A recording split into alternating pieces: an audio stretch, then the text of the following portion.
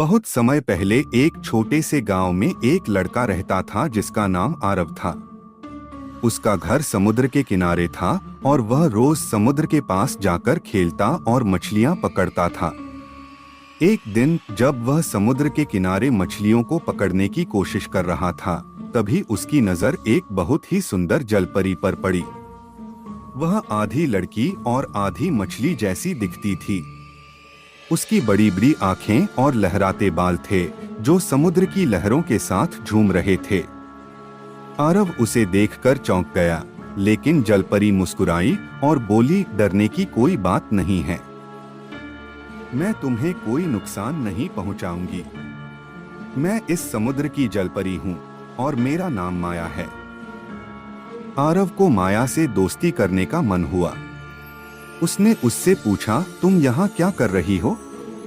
माया ने कहा, मैं रोज समुद्र के किनारे आती हूँ, लेकिन बहुत कम लोग मुझे देख पाते हैं।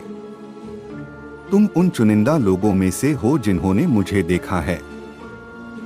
धीरे धीरे आरव और माया के बीच दोस्ती हो गई। माया ने आरव को समुद्र के अद्भुत रहस्यों के बारे में बताया।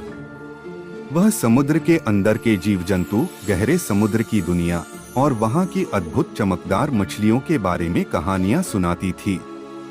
एक दिन माया ने आरव से कहा, मेरे पास तुम्हारे लिए एक तोहफा है। यह एक जादुई मोती है। जब भी तुम्हें मेरी जरूरत होगी, इसे छूकर मुझे पुकार लेना, मैं तुरंत आ जाऊंगी। आरव ने वह मोती संभाल कर रख लिया। समय बीतता गया, लेकिन एक दिन गांव में एक बड़ी समस्या आ गई। समुद्र में एक भयानक तूफान आने वाला था और गांव के लोग बहुत डरे हुए थे। आरव को माया की बात याद आई। उसने तुरंत जादुई मोती निकाला और माया को पुकारा। कुछ ही पलों में माया समुद्र से बाहर आई और बोली, तुम्हारी मदद के लिए मैं यहाँ हूँ। माया ने अपनी जादुई शक्तियों से समुद्र के तूफान को शांत कर दिया और गांव को बचा लिया। इसके बाद गांव के लोग माया के बारे में जान गए और उसे धन्यवाद देने लगे। हालांकि माया ने कहा, मैं समुद्र की बेटी हूँ और मुझे वापस समुद्र में ही जाना होगा। माया ने आरव से कहा, मैं हमेशा तुम्हारी दोस्त रहूंगी, लेकिन अब हमें अलग होना होगा।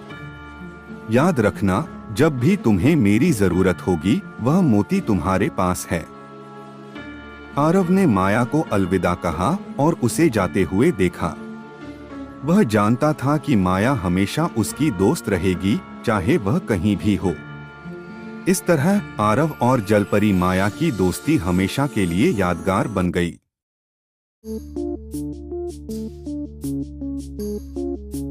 Thank you.